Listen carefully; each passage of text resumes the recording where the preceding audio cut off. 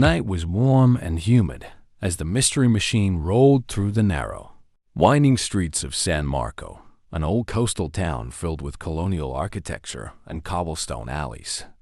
Daphne adjusted her silk scarf while reading a tourist pamphlet, and Fred kept both hands firmly on the wheel, navigating the labyrinthine roads. San Marco is famous for its underground catacombs, Velma said, eyes glued to her tablet. They were used as secret tunnels for centuries, and some areas still haven't been fully explored. You know what that means, right? Shaggy gulped, glancing at Scooby-Doo. The Great Dane clutched a massive sandwich, shaking slightly. If nobody's explored them all, that means nobody's ever come back to tell the story. Scooby swallowed his sandwich in one bite. Raro. Before they could argue further, a loud metallic clang echoed through the empty streets. Fred immediately hit the brakes. "What was that?" Daphne asked, glancing around uneasily. "It sounded like it came from that old church." Velma pointed toward an imposing stone building up ahead. The church of St. Lucinda stood eerily silent, illuminated only by rusted torches casting flickering shadows on its weathered walls. Curious, the gang stepped out of the van and made their way to the entrance. The massive wooden door was slightly ajar, creaking softly in the night breeze. Peeking inside, Velma spotted a tall man in a black robe, holding a large bronze bell in his hands. "Weird. Who rings a bell at midnight?" Fred murmured. The man stopped when he noticed the gang's presence. Slowly, he turned toward them, his face partially hidden beneath his hood, but his eyes gleamed in the dim light. "Outsiders," his voice echoed within the stone walls. "You shouldn't be here." Scooby shuffled backward, hiding behind Shaggy. Daphne crossed her arms. "Oh yeah, and why not?"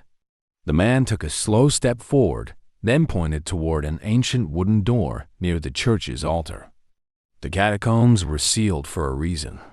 Something woke up down there. Silence filled the air. The gang exchanged uneasy glances, but Velma narrowed her eyes. "Something? Like something alive?" The man's expression darkened. Something that should have never been disturbed.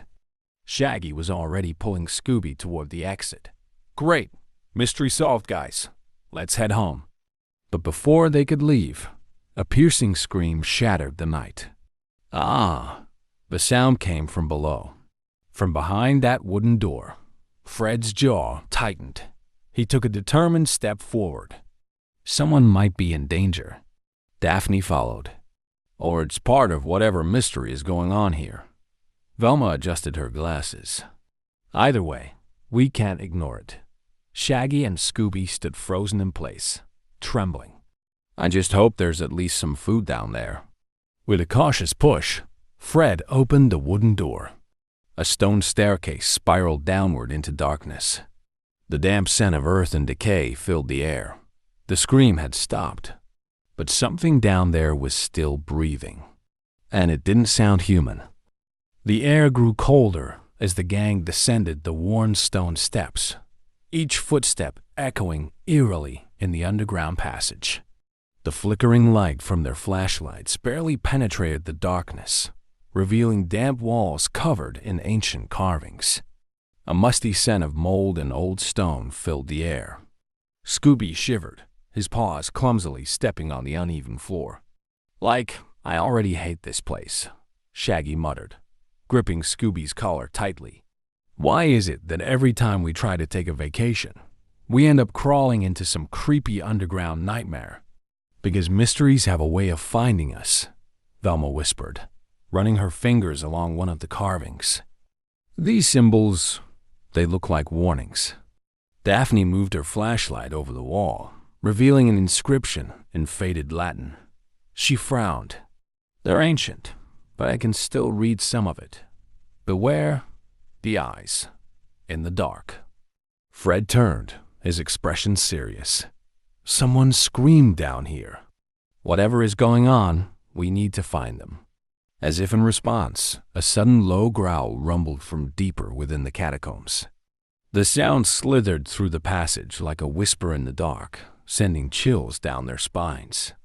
Scooby gulped and immediately turned around.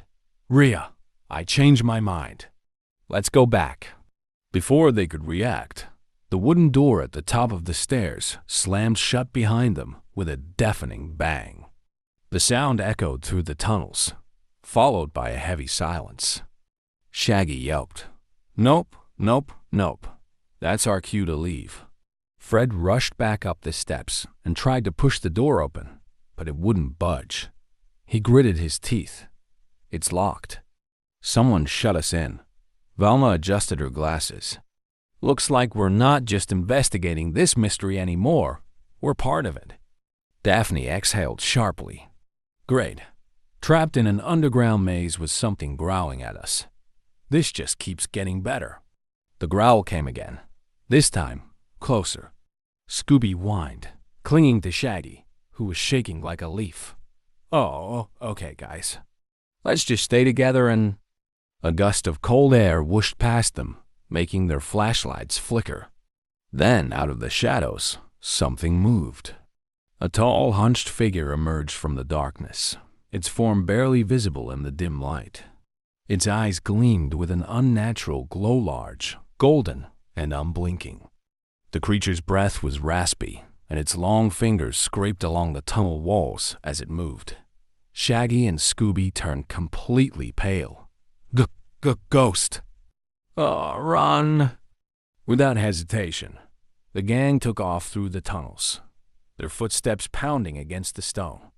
The thing let out a deep, guttural snarl and lunged after them, its heavy steps crashing through the passage. The catacombs twisted and turned, the walls narrowing and expanding unpredictably. Ancient statues loomed from the corners, their hollow stone eyes watching as the gang sprinted through the maze. Fred glanced back. "It's gaining on us." Velma's mind raced. "We need to lose it, turn left." They veered sharply into another corridor, barely avoiding a collapsed section of the tunnel. The creature's shadow stretched against the walls as it pursued them. Then, a gate appeared ahead, an iron-barred door leading into another chamber. Fred saw his chance. "Daphne, help me shut it." As they passed through, Fred and Daphne grabbed the iron bars and heaved the gate closed just as the creature lunged. Bam! It crashed against the metal, letting out a sharp, inhuman screech. The gang panted, staring as the creature stood on the other side of the gate, its glowing eyes locked onto them. It reached through the bars, its fingers long and skeletal. Then, without a word, it slowly backed away into the darkness, disappearing completely. A heavy silence fell. The only sound was their own rapid breathing. Shaggy clutched his chest. What was that?" Velma pushed her glasses up, her face tense. "I don't know, but it's not a ghost." Daphne looked around. "Then what is it?" Fred's jaw tightened. "That's what we're going to find out." Scooby whined. "Rah-oh." As the gang caught their breath, a faint sound echoed from deeper in the catacombs. A distant voice, weak but clear. "Help me." They weren't alone down here. And whatever else was lurking in the dark wasn't finished with them yet.